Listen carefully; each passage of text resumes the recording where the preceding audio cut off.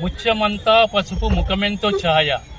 ఈ పాట దేవులపల్లి కృష్ణశాస్త్రి గారు రాసిన ఉన్నంత వరకు చిరస్థాయిగా ఉండిపోతుంది.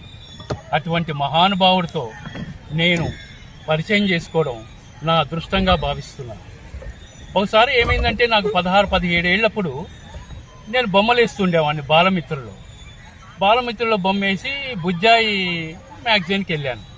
అక్కడ ఒక 35 ఏళ్ళ అబ్బాయి నా బొమ్మలు చూసి ఒక పేజీ కథ ఇచ్చారు నాకు. ఆ కథ చదివిన తర్వాత దాంట్లో ఏ బొమ్మ వేయాలని అడిగాను. వెంటనే నాన్న అని పిలిచాడు.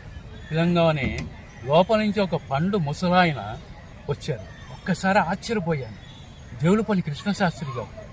ఆ అబ్బాయి మొహం చూశాను. అవునండి, మా నాన్నగారండి అన్నారు. అని నాన్న, ఈ అబ్బాయికి కథకి బొమ్మ ఇస్తున్నాను, ఈ కథలో ఏ బొమ్మ వేయమంటావు అని అడిగారు. అడిగితే ఇది బొమ్మ చూసి ముసుగు దొంగ కదా, ఇంట్లో ఒక నులక మంచం మీద ఒక ముసలాడు పడుకుంది, దొంగ వచ్చి దొంగతనం చేస్తున్నట్టుగా బొమ్మ వేయమని ఆయన పలక మీద రాసిచ్చారు. ఎందుకంటే ఆయనకి మాట పోయింది. ఎవరితోనైనా ఆయన పలక మీదే రాసిచ్చి చెప్తూ ఉంటారు. అలా జరిగింది. సరే, ఆ మహానుభావుణ్ణి చూసినందుకు చాలా సంతోషించాను. ఇంటికి బయలుదేరాను. వారం రోజులు లేక బొమ్మ వేసి తీసుకెళ్తే మళ్ళీ కృష్ణశాస్త్రి గారు చూశారు. చూసి బాలేదు అని ఇంటూ వేశారు. మళ్ళీ వేసురా అని రాసిచ్చారు పలక మీద. సరే, వెళ్ళాను. మళ్ళీ వారం రోజులేక మళ్ళీ వేసుకెళ్ళాక చూపెడితే మళ్ళీ కృష్ణశాస్త్రి గారు చూసి బాలేదు, మళ్ళీ వేసురా అన్నారు. అయిపోయి ఇంటికి వెళ్ళాను. నాన్నగారు అడిగారు, ఎరా బొమ్మ వేసుకెళ్ళావా, శాస్త్రి గారు అడిగారు కదా అన్న. వేసుకెళ్ళాను అన్న, ఒక పట్టాన ఆయనకు నచ్చటం లేదు అన్న. మా నాన్నగారు ఏది ఆ కదికడి అన్నారు. చూశాక నా బొమ్మ చూసి ఏమన్నారు అన్నారు. దొంగ ముసుకేసుకున్నాడు కానీ దొంగని ఎట్లా తెలుస్తుంది అబ్బాయి అని అడిగారు. అదే ఆలోచిస్తున్నారు. అంటే మా నాన్నగారు ఏమన్నారంటే, దొంగ చెయ్యి బయటపెట్టు, ముసుగులోంచి బయటపెట్టి చేతులు ఒక కత్తి పెట్టు అన్నారు. సరే, అలాగే రాసుకొని వెళ్ళాక తీసుకెళ్ళాను. శాస్త్రి గారు, కృష్ణశాస్త్రి గారు చూశారు. చూసి నవ్వి రైట్ అనేశారు. చాలా బాగుందని చెప్పి వాళ్ళ అబ్బాయిని పిలిచి ఇంకొక 3 పేజీల కథ ఈ అబ్బాయికి అని చెప్పారు.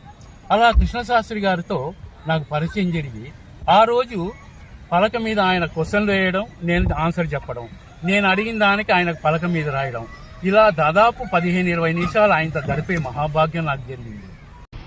కృష్ణశాస్త్రి గారితో నా పరిచయ అనుబంధం అంతటితో ఆగిపోలేదు. కాలం గడిచింది. కాలక్రమేణా సంవత్సరాలు గడిచాయి. ఈ కాలం నన్ను పాటల రచయిత చేసింది.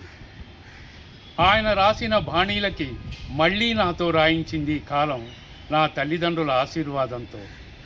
ఆయన రాసిన పాటలకి, ఓల్డ్ ట్యూన్లకి మళ్ళీ నేను రాయాల్సి వచ్చింది. ఘనాఘన సుందర అనే ఆయన రాసిన పాటకి జనం జనం నాదమై అంటూ, ముత్యమంతా పసుపు ముఖమెంత ఛాయ అనే పాటకి మేలుకొలుపు వేళ కలువ వరహాల అంటూ, ప్రతి రాత్రి వసంత రాత్రి అనే దానికి శ్రీ రాఘవేంద్రుని దివ్య నామమంటూ, అడుగడుగున గుడి ఉంది అందరిలో గుడి ఉంది అనే ఆయన పాటకి గల్గల్లని బసవయ్య శివరాత్రి నేడయ్య అంటూ, నీ ఉండే ఆ కొండపై అనే పాటకి శ్రీకాళహస్తీశ్వర అంటూ, ఎన్నో పాటలకి మళ్ళీ నన్ను ఆయన రాసిన బాణీలకి ఈ కాలం నాతో రాయించింది. ఈ కాల భైరవేశ్వరుడు ఎవరి జీవితాన్ని ఎప్పుడు ఎలా మలుపు తిప్పుతాడో ఎవరికీ అర్థం కాదు. కాలం చాలా విలువైంది.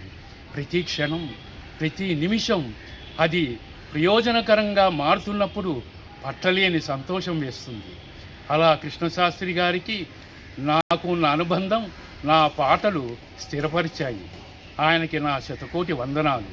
ఈ కాల భైరవేశ్వరుడికి, ఆ జ్ఞాన సరస్వతీదేవికి నా శతకోటి వందనాలు. మన ప్రకృతి మీద, ప్రత్యేకంగా మన ప్రకృతి, మన తెలుగు జాతి, తెలుగు భాష మీద పాటలు రాయాలంటే కృష్ణశాస్త్రి గారు.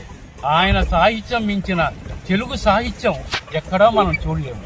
అటువంటి మహానుభావుడు కృష్ణశాస్త్రి గారితో నా పరిచయం జరగడం, జీవితంలో ఆయనతో నేను కొన్ని నిమిషాలు గడపడం నా అదృష్టంగా భావిస్తున్నాను. ఇంకొక మహారచయిత గురించి చెప్పుకుందాం. నమస్కారం.